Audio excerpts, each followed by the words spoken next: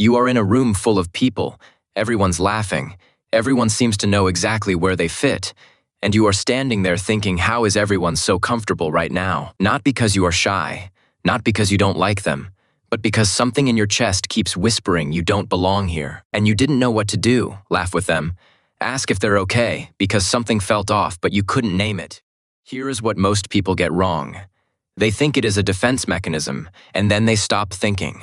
Like that label explains everything, and you felt this your entire life, at school, at work, with friends, even with family, especially with family, and almost nobody talks about what is actually happening underneath.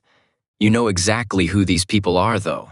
They're the friend who tells the worst story you've ever heard, and somehow makes it hilarious. The one who has friends but still feels fundamentally alone. Who gets invited places but never feels like the reason anyone's there. The person who has been told you are so easy to talk to while thinking, if you really knew me, you wouldn't say that. And here is what nobody tells you. It is not that they don't feel the pain. It is that they feel it so deeply they had to build another door out of it.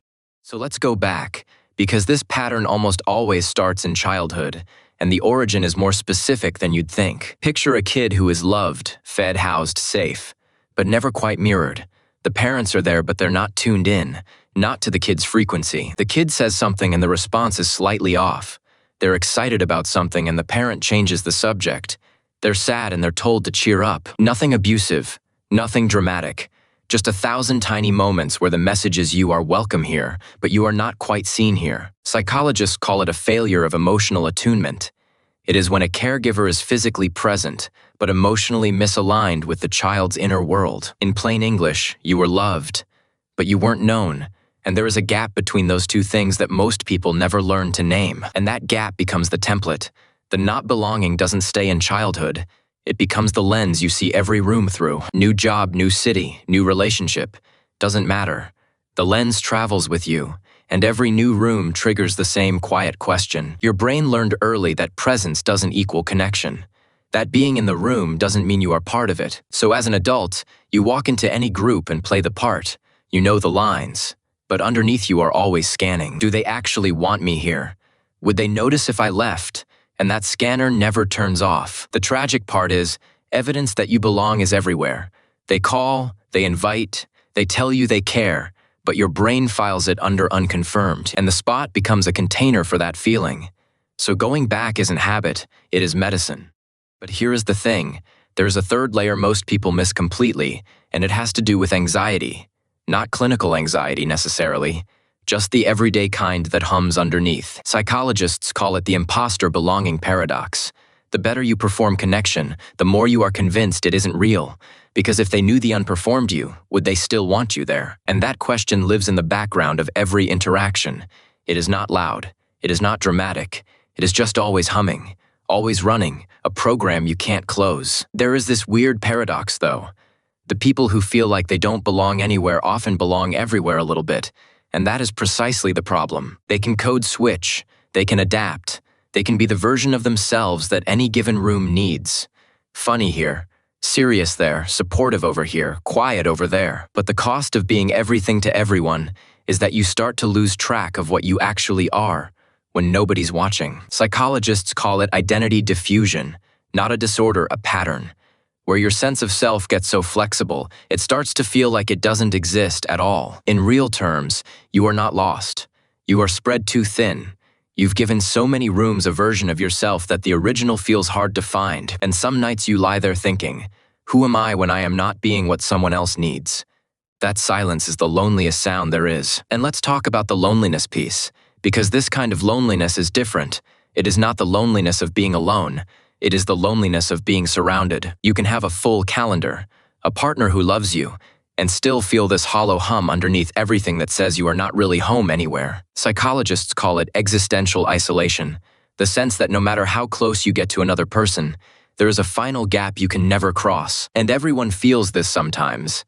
But for the people watching this video right now, the ones who clicked because the title felt personal, it is not sometimes. It is the weather. It is the background hum of your life. You've stopped mentioning it because everyone says me too, but you know their version has an off switch. Yours doesn't. Psychologists call it alexithymia, adjacent behavior. Not a full inability to identify emotions, but a trained habit of rerouting feelings through humor before they register. It means the emotion hits, and before it reaches the part of the brain that processes grief, it gets intercepted by the part that writes punchlines. And it starts by understanding that the emptiness you feel isn't evidence of your deficiency. It is evidence of your depth. You need more than surface connection. That is not a flaw. The first step is brutal in its simplicity. Stop performing. Let one person, just one, see the version of you that doesn't have a script. Not the charming version, not the useful version, the uncertain, confused, I don't actually know who I am right now version. The real one. Because belonging doesn't come from being someone a room wants. It comes from being someone a room knows. And those are two completely different things. Psychologists call it authentic self-presentation, and the research is clear. People who show their real selves experience deeper belonging even if fewer people accept them. In real terms, you don't need to belong everywhere. You need to belong somewhere. One room, one person, one place where the performance stops and you are still welcome. And here is the second thing. You have to let the belonging feel real. Which sounds obvious, but it is the hardest part for people like you. Because your brain has been trained to dismiss evidence of connection. Someone says, I love spending time with you, and your brain says, yeah. But do they mean it? That is not intuition. That is the old template running. The one that says presence doesn't equal belonging, and at some point you have to update the software. Not by forcing yourself to believe, but by noticing when you are wanted and letting that information land instead of batting it away. Every time you let it land, the template rewrites a little. Every time you stay instead of leaving early, your brain files new evidence, and the old map starts to fade. Every contingency plan, every extra week of prep is really someone asking, is it safe to show the world what I've got? Because here's what happens almost every single time. Morning comes, cortisol rises, the prefrontal cortex boots back up, the default mode network quiets down, and that sensitivity, the thing that made every room feel slightly wrong, is the same thing that will make the right room feel like coming home. You were never broken.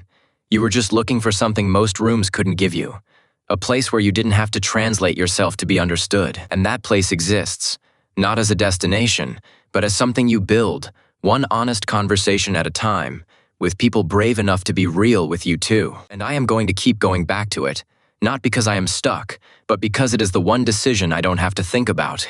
And maybe that is the most important thing to understand. They didn't choose this. No kid chooses to raise themselves. But they did it anyway. If this hit home, please subscribe.